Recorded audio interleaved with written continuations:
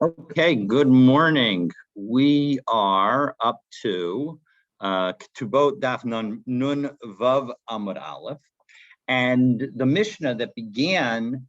What we're looking for, Mark. I don't know where Mark went. Yeah, he may have stopped on the second floor. He'll be up. He'll get here. It's there's no light in any other classroom, so I'm sure he'll find. Okay, so the Mishnah that began the fifth parak of Ketubot had the following debate. The Tanakama said that a woman can collect her entire ketubah, including the base amount and any extra that the husband wants to give, once Erisin has happened.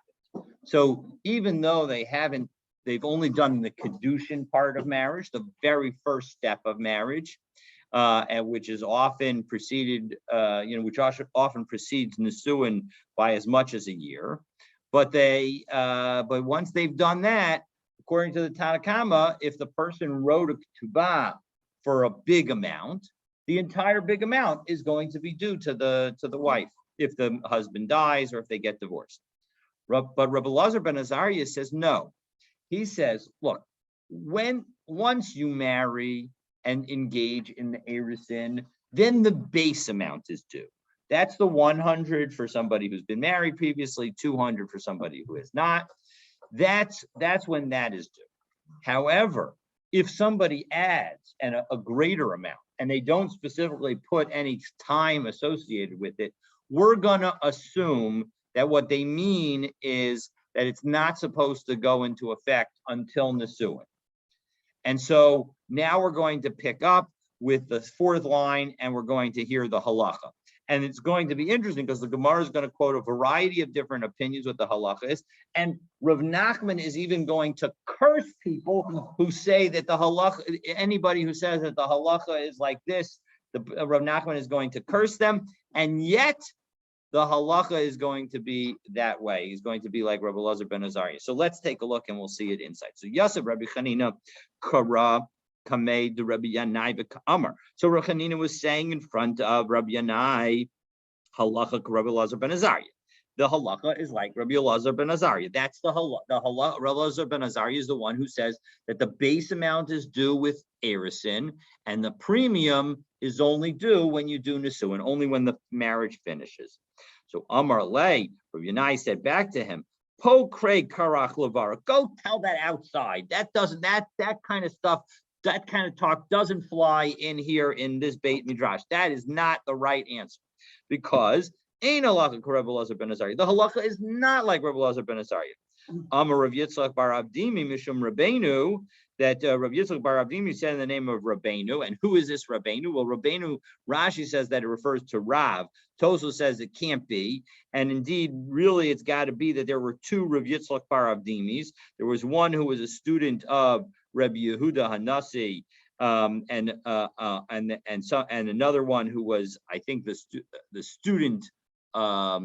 A couple generations later, and the reason that it can't be Rav according to Tosos is because at the end of the day yesterday we were asking why is it that according to whom does Rav follow? Well, if it was Rav who was the one who says the halacha is like Rabbi Elazar ben Azariah, we wouldn't need to ask that question. But in any event, Amar Rav Nachman, Amar Shmuel, halakha Rabbi Elazar ben Azariah, and it was said in the name of Shmuel as well that the halakha is like Rabbi Elazar ben Azariah. And of course, one can understand why one would think that Rabbeinu is Rav, both because of the name similarity, but also because we just said that Nachman says in the name of Shmuel. So the point is that when you and Shmuel's the person who Shmuel often argues with, although in this case they're both agreeing that the halakha is like Rabbi Elazar ben Azariah, is Rav.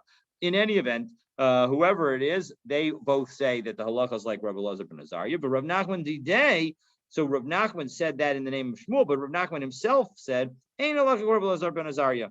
Unahardoi Mishmei de Rav Nachman Amrei, and people of Nardai said in the name of Rav Nachman that again, halakha Rabbi Elazar ben Azariah. They must have heard him speaking in the name of Shmuel, because he himself seems to at least have said, according to the previous line, that it was not the halacha like that. So in any event, Rav Nachman v'Amar Kol Dayan Dayan Rebbe Elazar ben Azariah Hachi v'Hachi Tebe. And even though Rav Nachman actually went so far as to curse the people, saying the following X, Y, and Z should happen to anybody who says that the halacha is like Rebbe Elazar ben Azariah. Even so, the halacha in fact is like Rebbe Elazar ben Azariah, and the Gemara finally concludes v'halacha l'maisa Rebbe Elazar ben Azariah, that in fact the halacha is like Rebbe Elazar ben Azariah. So you see, people get very impassioned about who should win, and here in this case, Mark, the husband, is going to be the winner in the sense that he's going to have to, or his estate is going to have to pay less if he dies between the Nisuin. Between the chuppah and the nisuin, between the kedushin and the nisuin, between the erisin and the nisuin. Okay. So now that we've got that, and now that we know that the key moment in marriage for the ketubah is the nisuin, is the final step of marriage, the Gemara is going to ask a question, a very reasonable question. Boy, Ravin asks, what happens if you have the marriage? And then, unfortunately, they did the chuppah, and the husband drops dead. Not, there's no man. So, does the woman get? Is it really just the chuppah without marital relations that allows the woman to collect the full amount of the chuppah, the full amount of the ketubah? So, mahu, what's the halacha? So, chibas chuppah kona. Do we say that the passion, that the desire, the affection, the love associated with getting to the chuppah, that's what triggers the greater amount due for the ketubah? When he wrote a bigger amount, that's when that becomes due. Or is it that first act of marital relations? What? It doesn't make a difference well, presumably they obviously didn't do bia as the mechanism of, but they did kesef or shtar. But in general, we always do kesef. So, but no, we don't. Yes, we effectively, we don't formally do shtar. Yeah, I don't think that I don't think people think I'm not I mean, there is a contract, but I'm not sure that we'll see it when we get to kedushin. But I don't know that we actually formally do. Yes, he gives her the shtar, but I don't know that is an effort to try and fulfill shtar, because I'm pretty sure that we say that we don't, but I'm not 100% sure. So you may very well be right. But okay, in any event, the point is that the presumption here is that they had chuppah, meaning they came into the same house, but they had not yet engaged in marital relations. And so the question is what is it that formally triggers? So Tashma, the Tani Rabbi Yosef taught the following price: Shelo kasav la ella al chibas laila harishon. That the whole reason, that the only reason for the writing of the extra ketubah is because of the chibas laila harishon, that affection, that passion for the first night. So what does that mean? So amra bishlam chibas chuppah kona. Now, if you say that we're referring to the chuppah in that phraseology, that makes sense. Hainu de amar laila harishon. That's why we specifically reference the first night, because the first night obviously is the night that the chuppah actually happens.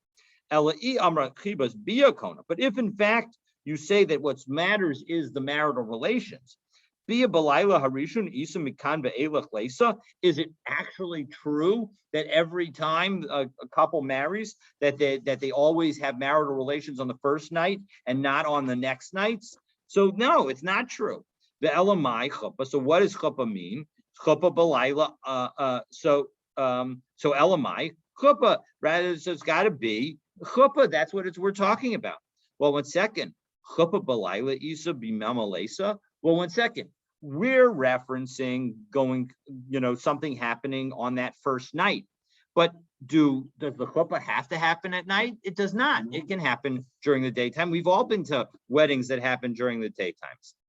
Well, 1 second. Well, 1 second. can you have, is it true that marital relations only happens at night? Ha'amarava imhaya b'bayas afel mutar. Rava specifically says that you can have marital relations during the daytime as long as the house is dark, meaning as long as you turn off the lights. So halo kasha. So in fact, no, we actually can qualify and explain, right? So now we've got a problem because now that phraseology and the brisa cited by Rav Yosef doesn't really fit either with chuppah or with marital relations. So we're going to first, let's make it fit with marital relations. So orach ara kamash malan debia belayla. In general, when we have marital relations, it happens at night. So as a result, that it can make sense if we understand Rav Yosef is talking about marital relations rather than chuppah, because that's what happens at night. Ela chuppah kasha, but now we have a problem because chuppah doesn't only happen at night. Well, chuppah nami lo kasha. Well, once you've given that answer about the majority, we can actually help us understand the concept of chuppah as well. Because kaven destam chuppah levia kaima, since the reason of chuppah, since the chuppah is generally ends, the process of chuppah generally ends with marital relations. So that's why it's referenced. So as a result, we've now answered properly the question above, meaning that if in fact the couple has only done chuppah without marital relations, it is enough, and the full amount becomes due for the ketubah. But and we've explained that that in addition, the chuppah is always an aspect of the chuppah is leading into that initial marital relationship, and we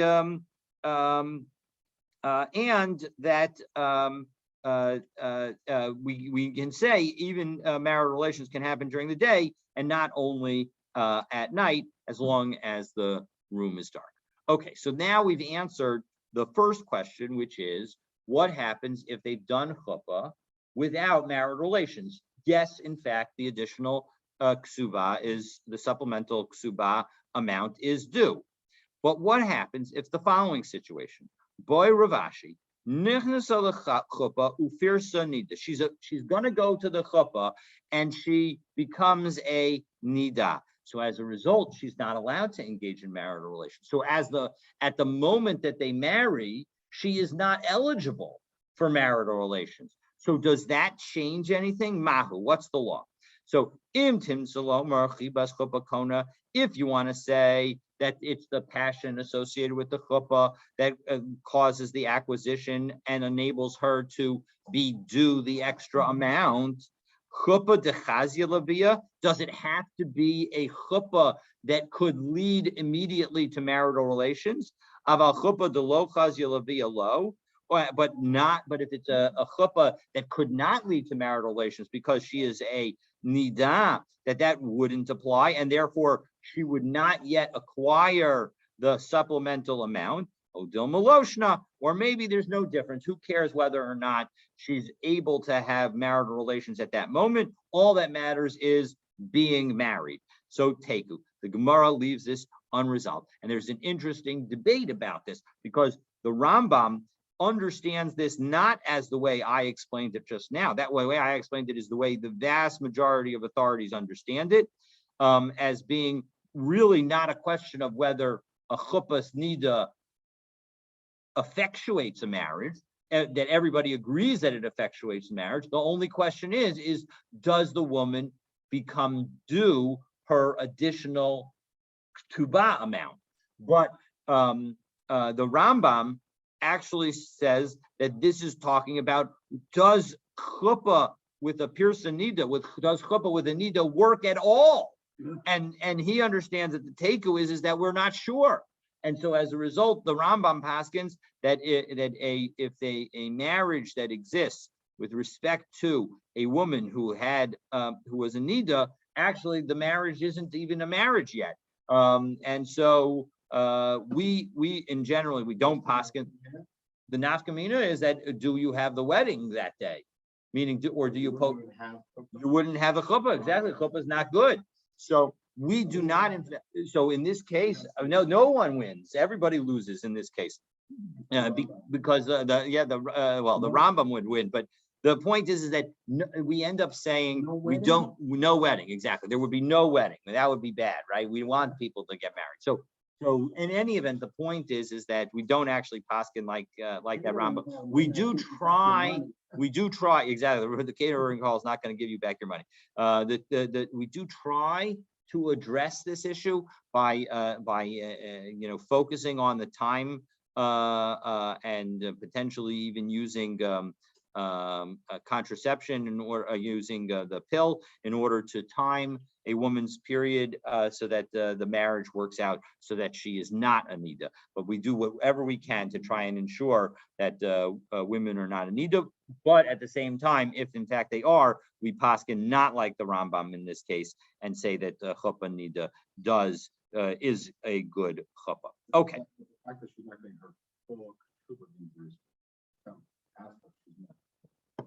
Well, remember that this is a teku, so it's unsure whether or not she should get her full amount. But yes, you're absolutely right that on some level there's it. Actually, the way I would put it is right. One of the interesting topics that we missed in the last 2 days, but if you have a chance, you can take a look at it. Is this concept that what's really what matters is what's in the man's head. Meaning, what was his motivation in giving her this additional amount? Is the motivation for marriage or is it for the marital relations? And what we just said with Rav Yosef is that actually it's for marriage. But what we've now complicated the cases by saying, well, what happens when marriage isn't really that feasible? Do we still say that it's for marriage? Or, not that marriage isn't, but that marital relations isn't feasible. Do we still say that it's that when the man has in mind marriage, he's including that kind of marriage? And that's the uncertainty. Meaning, does a man, when he's giving that gift for his wife, is he thinking it's not just about being pronounced man and wife, even though we don't actually formally do that, but it's not about that moment, but rather it's about going home together and being together intimately? Or is it, no, it's about the fact that we're going to be declared man and wife, and the fact that I'm not able to engage in marital relations at the moment, that doesn't really matter. And that's the teku debate. And so as a result, on some level, it's really a question of what did the man have in mind? Now, on some level, we take care of all of this because we've shrunk the time between marriage and in particular, the giving of the ketubah and the nisuin, so that the time between them is basically the time that the ketubah is read in an Ashkenazic marriage. That the ketubah is given to her. They do harei amakudeshatli. They give the ketubah. Then the ketubah is read. Then they immediately proceed with sheva brachos, and those sheva brachos are the moment of chuppah that results in the nisuin. So we've essentially shrunk it down to try and effectively eliminate this question. Of course, given the fact that unfortunately people can have a heart attack at any point, or something bad can happen at any point. It's not as if it's impossible, but it's still we've tried to minimize the likelihood. Okay, so now that we've resolved these questions, we're going to go back to the next clause in our Mishnah, and we're at the 2 dots in the about 6-7 lines down in the wide lines. So Rabbi Yehuda said in our Mishnah that he allowed the wife to write a receipt so that the actual ketubah could be less than the 100 or 200 minimum. Now the Gemara is going to point out a seemingly inconsistency within Rabbi Yehuda, that because he, in ordinary transactions, in ordinary loan transactions, he does not allow a receipt. Okay, so if you don't win with it, you have to write a new contract. That if I lend you money, Mark, let's say I lend you $200 and you pay me $100. I can't just give you a receipt for the $100. I have to actually give you a new contract. I have to tear up the old contract and give you a new and get a new contract from you that says that you owe me only $100, because Rabbi Yehuda is worried that you might lose that receipt.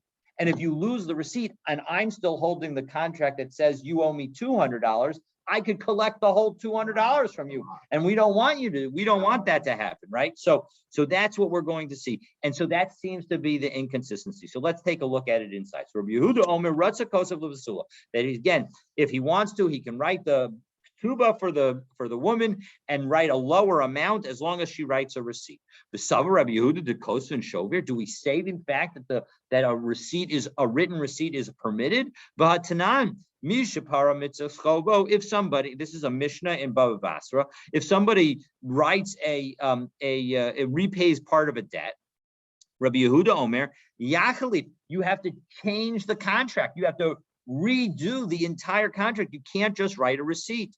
And Rabbi Yossi Omer Yichtov lo shover. But Rabbi Yossi says, nah, that's okay. You can write the receipt. That's fine. So here we see that Rabbi Yehuda says you can write a receipt. There we see that Rabbi Yehuda says you can't write a receipt. Which is it? So Rabbi Yirmiyah. Rabbi Yirmiyah explains, Kisha mitocha. No, when we said that the woman writes a receipt, we were talking about where the receipt is written into the ketubah, that it's all on the same document. And so as a result, it's one document. So it's as if it's a whole new document. So therefore, that's where it's allowed. So Abaye says, no, it's not that. You could even say that Rabbi Yehuda in our Mishnah allows a receipt where it's not contained in the same document. Because Bishlam Hasam Vade Pare. Because over there in a contract case, if Mark pays me back and I write him a receipt, the only reason I'm going to write him a receipt is because he paid me back, because it's a business deal that we were doing. But Dilma Dilma Mirkas Tavarza, and as a result, Rabbi Yehuda is worried that Mark might lose the receipt, and then I'm going to end up having him to the whole amount. And part of the amount he'll have to end up paying a second time. But here, did he definitely give her anything? Of course not.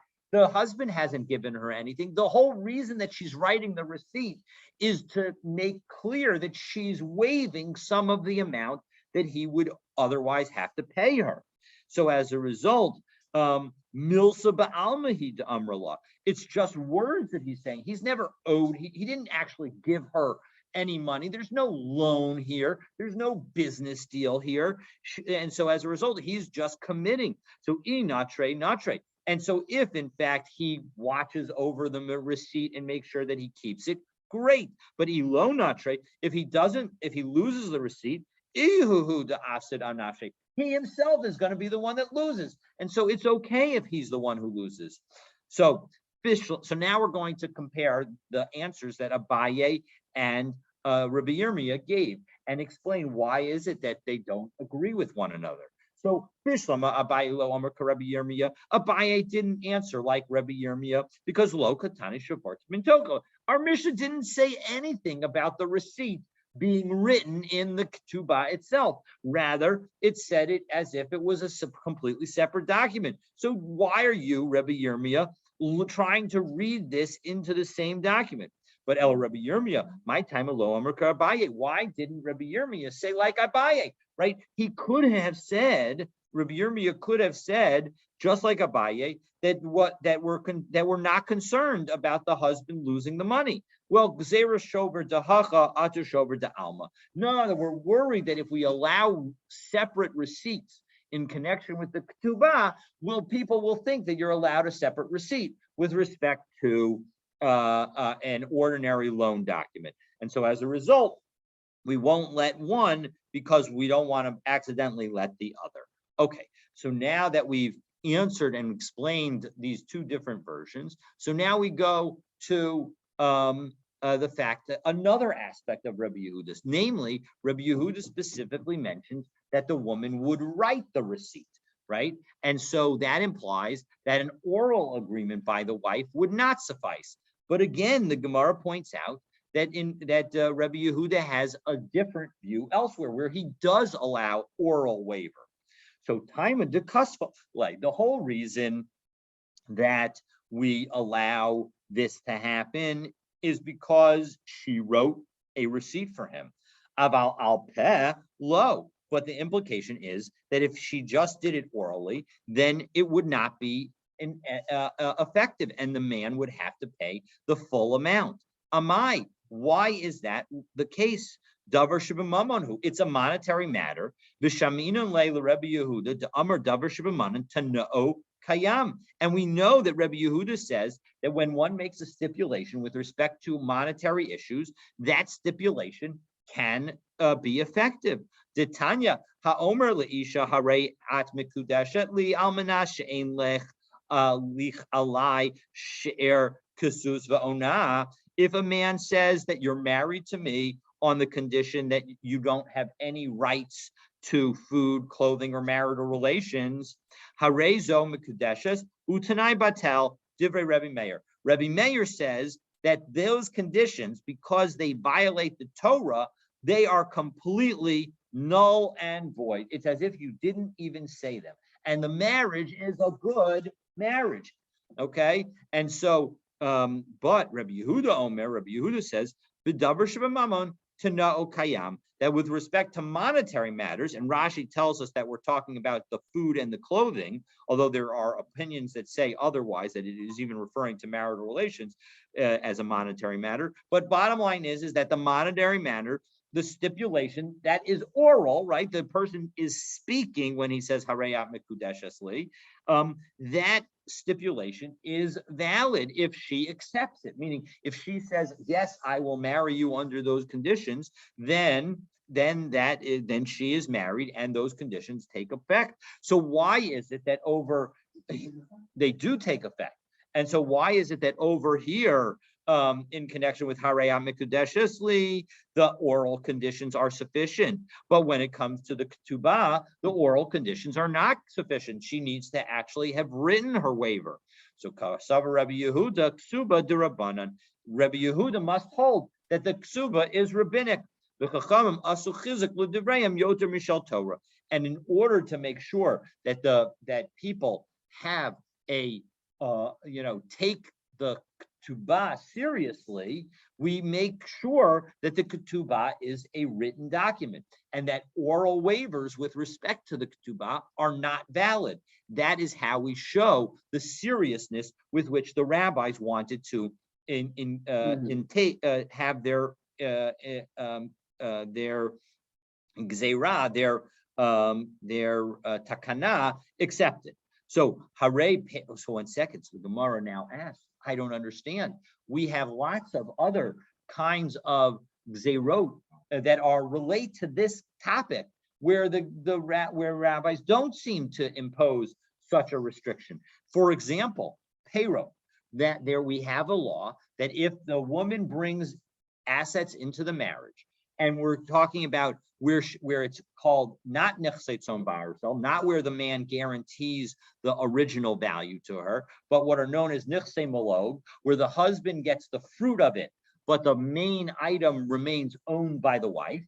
So in those situations, we're going to see that the rabbis say that that is something that the husband gets, that even though she still owns the main asset, we're going to give the fruit to the husband, the fruit of the land to the husband, and thereby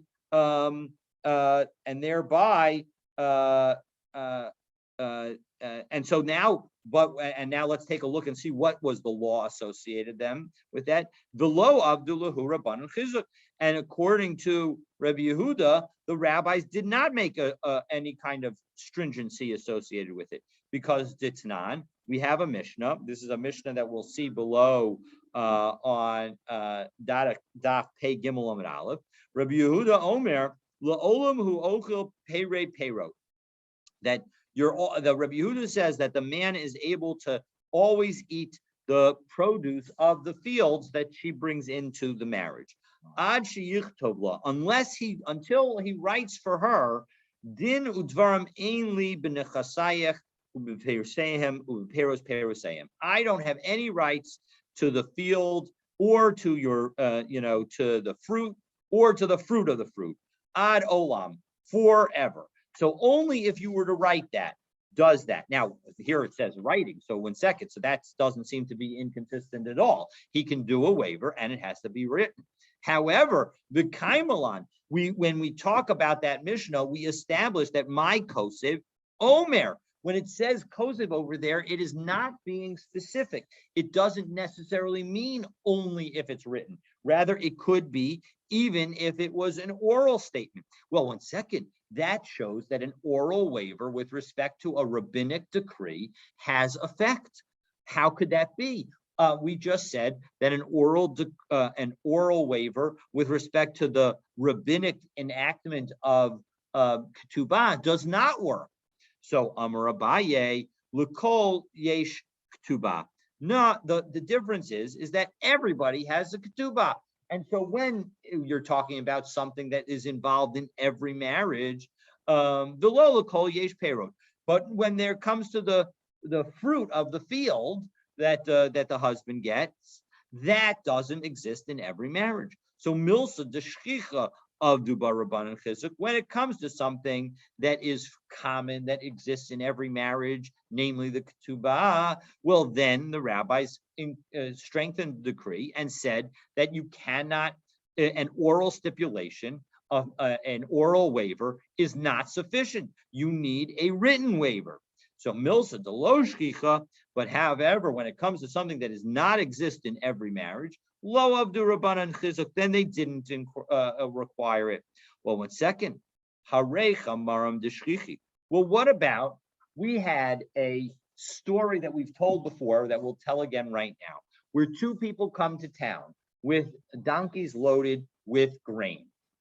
And one of them says, don't below avdu rabbanan, and we're going to see that in this story, there is no, according to Rabbi Yehuda, there is no chizuk. So what's the story? Let's take a look. Ditnan, we have a Mishnah. This is a Mishnah in Demai.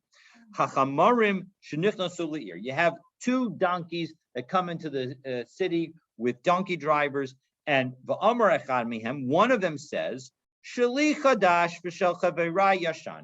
My grain is new, namely that, and Rashi explains that we're not talking about chadash as in the prohibition of eating new grains, but rather that it's new in the sense that it's not dried out, so it's going to be harder. It's fresh, which actually is not a good thing because you want it to be dried out so that it could be so that it comes off easily and it becomes but the shell, and so it becomes easier to process, exactly, easier to crush. The shell but my friend's is older. The shali eino mitukan. My grain is not yet does not yet have trumas and maestros taken. The shel chaverai mitukan. But my friend's grain is has already had maestros taken off. Ein ne'amanim. They are not believed. Because the rabbis have a decree that say what is going on here is that Stan and I have come to town and we've got a plan. In town number 1, I'm going to say my stuff is all terrible and his stuff is all great, and everybody will buy Stan's stuff. And then we'll go to the next town and Stan will say that his stuff is all terrible and my stuff is all great, and everybody will buy my stuff. And so we'll end up working a scheme and a scam in order to, and exactly, and that's no good. And so the rabbis say we don't believe the person. But Rabbi Yehuda Omer Ne'emanim, Rabbi Yehuda says we do believe. And this is something that is common because people like to do comparison shopping. You like to be able to compare 2 items. You're more likely to purchase something if you can compare at least 2 items. So as a result, so how do we understand this? How come in the case of donkey drivers, where it's a common thing, we don't we allow an oral statement, we'll believe an oral statement, whereas in the case in connection with the ketubah, we don't. So Amar Abaye, Vadai de Divrehem Avdu Rabbanan Chiza.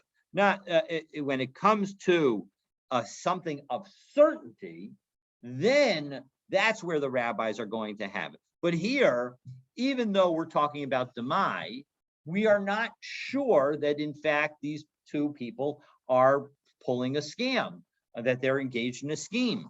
So as a result, Suffolk the Divrehem lo Abdu Rabbanan Chizuk. And so since our understanding is that in it's not that nobody who is a non-chacham, a non-chaver, will take trumas and maestros. It's just that some people don't. And so as a result, because of the concern, that's why we have the halacha of demai, but that is only an issue of doubt. And so as a result, the rabbis are not going to create a chizuk. And Rava offers an alternative answers that in fact, that it's just the demai hekilu. When it comes to demai, they're lenient. So it's not a broad principle, but a specific rule for demai. In any event, we've now answered all the questions, and so now we're ready to ask a question about the next piece of our Mishnah. In the Mishnah, it was Rabbi Meir who argued with Rabbi Yehuda. Rabbi Yehuda said that there could be a waiver, and Rabbi Meir says, no, if you have a waiver, it is like the marriage is a it's the engaging in marital relations in that situation. It's like promiscuous relations, and we don't want that. And so as a result, you cannot even do any lesser amount. Well, 1 second, that implies Rabbi Meir Omer again kol apoches, and anybody who reduces, that's as if it's biasnus. It's a relations of promiscuity. So kol hapoches. So 1 second. So Rabbi Meir says that if anyone reduces, that implies even through stipulation. But that implies that it doesn't actually work. Alma kasavar tana'o batal v'isla, right? That shows that that Rabbi Meir says that the condition does not work, and in fact, she is entitled to the full amount. The Kavan de Amrla lace lech ella mana, and yet when he says to her, "You have only a mana, lo samcha daita v'havya la beila so beilas nus." And what is the problem? The problem is because, well, then what's the problem? Meaning, if in fact the husband who says, "I'm only going to pay you 100," really owes her 200 anyway, or if he says 50 and he really owes her 100 anyway. What's the problem? Why is that considered bilas nus? So the reason is it's bilas nus because she thinks she's not going to get paid. She doesn't know the law. She thinks that she's about to get gypped. And so as a result, and yet she engages in the marital relation. And so as a result, that marital relation is like znus. It's almost like effectively paying for marital relations. And so as a result, v'hasham inan la. But 1 second, we said just before that Rabbi Meir de Amar kol hamasna al masha kasav b'Torah tana'o batel. In the brisa that we cited earlier, it was Rabbi Meir who said that if in fact the man says that I'm going to marry you, hareyat mekudeshesli, on the condition that you're not going to have any right to clothing or food or marital relations, that is, though the statement is void, the marriage is good. So I don't understand. That is only by biblical. The implication, habidarabanan tana okayam. The implication is that he would allow those stipulations to take effect if we were talking about something rabbinic. And what is the ketubah? Right now, we assume that the ketubah, like Rabbi Yehuda said a few moments ago, the ketubah is only rabbinic. So the answer is kasav Rabbi Meir ketubah doraisa. Must be that Rabbi Meir holds that the ketubah obligation is actually a biblical obligation. All right. So now that we've dealt with that, so now the Gemara is going to introduce a third opinion. an opinion that we have not seen previously. And then once we've introduced that opinion and explained it, we'll be done for today. So Tanya, Rabbi Meir Omer, Kol hapoches lebesula mima'asayim almana mimana. That this is Rabbi Meir that we saw in our Mishnah. This is not new. Rabbi Meir says that anybody who tries to reduce the ketubah amount, harezo be'ilas nus. It's as if the person's engaging in illicit marital relations. Rabbi Yossi Omer Rishai. Rabbi Yossi says he's permitted. No, it's totally okay. Indeed, we're going to see Rabbi Yehuda says that she has to write a receipt. So the implication is that Rabbi Yossi allows even without a receipt. If the man wants to use a lesser amount, there is no minimum effectively. He can, as long as she agrees, he can do a lesser amount. Rabbi Yehuda Omer Ratza. If he wants, he can write the full amount. The hikosevis lo, he's kabalti mimchamana, and then she can write a receipt that I received already 100. Or lamana mana the hikosevis lo, she's kabalti mimcha chamishim zuz. Or for somebody who's already married, that she's already gotten 50 zuz. The point is that she can waive it as long as it's written. So the implication again is Rabbi Yossi, who we're going to be asking about now, is that a oral waiver is totally all right. Well, 1 second, the Saba Rabbi Yossi Rashai, does Rabbi Yossi, how could we say that Rabbi Yossi allows the man to just not to marry a woman with a ksuba of less than the base amounts of 200 for a betula and 100 for an almana? Or a minhu, there seems to be a contradiction, because this is what a Baraisa says that Rabbi Yossi says. Ein osin ksubas isha mitaltalin, that you cannot, if you wanted to set aside a certain asset, let's say this computer, and say that this computer is going to be the source of the where my wife is going to collect her ketubah. That we say that you're not allowed to do that, mipnei tikun olam, because we're worried, Rashi explains, that maybe it'll get lost, or maybe it will become less in value, or maybe it will be stolen. So all of those conditions were our problem. Well, Amar Rabbi Yossi, tikun ha'olam yesh bezo. Well, 1 second, what kind of benefit is there in this? And we'll explain what he means in this, because it's not clear at all. There's no fixed value for something that is movable, unlike property, which sort of has a more fixed amount, a more set amount. So upochasin, and we're worried that it will diminish. And so now we're going to explain what is this debate between the Tanakama and Rabbi Yossi in this brisa, and how is that a question on Rabbi Yossi's allowing of a ketubah of a lesser amount? So Tanakama nami ain osin kamar. 1 second, the Tanakama also said you're not allowed to do it. So I don't understand, what's Rabbi Yossi adding? So el alav hachikamar. This is what's being said. When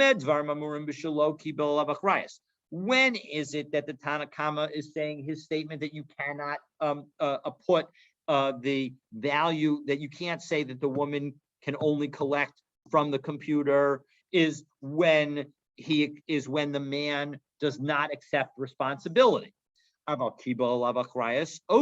But if in fact the man accepts responsibility and says, I'm going to watch over this computer, and if this computer is stolen or lost or anything bad happens to the computer, I will guarantee it. Well, then that would be okay according to the Tanakh. And Rabbi Yossi now comes in, and what does he say?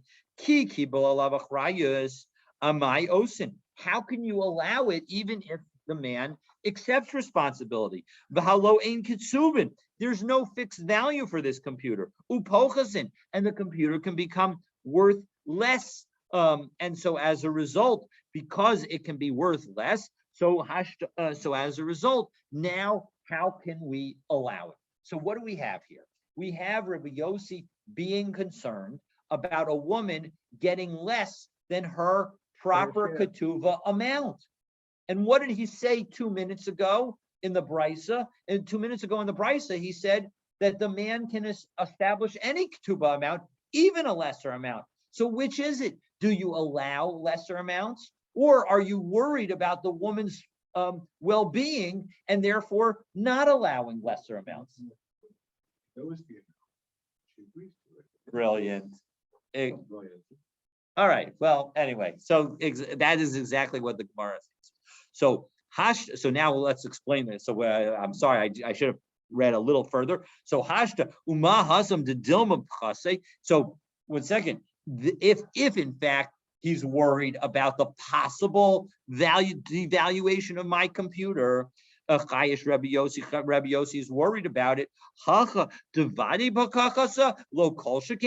now that the man is trying to reduce the amount that she owes, shouldn't he certainly be worried? So Haki Hashta, is that really a comparison? Hasam loya da'adatachil. There, he didn't know about the she did not know that her ketubah was going to be reduced. She thought, oh, this is a great computer. I know that I'll be able to collect my full amount from this computer. Everything will be fine. But Haka Yada v'kamachla. But in the case where Rabbi Yossi allows it, she knows about it ahead of time and she accepts it and she agrees. And so the bottom line is we now have 3 different opinions. We have the opinion of Rabbi Meir, you cannot reduce it. The opinion of Rabbi Yehuda, you can reduce it, but you require a receipt. And the opinion of Rabbi Yossi, where you can reduce it, but again, the woman needs to agree to it, even if she doesn't need to agree to it in writing. And so tomorrow we'll begin with what happens if a ketubah gets lost. Have a wonderful day. Take care.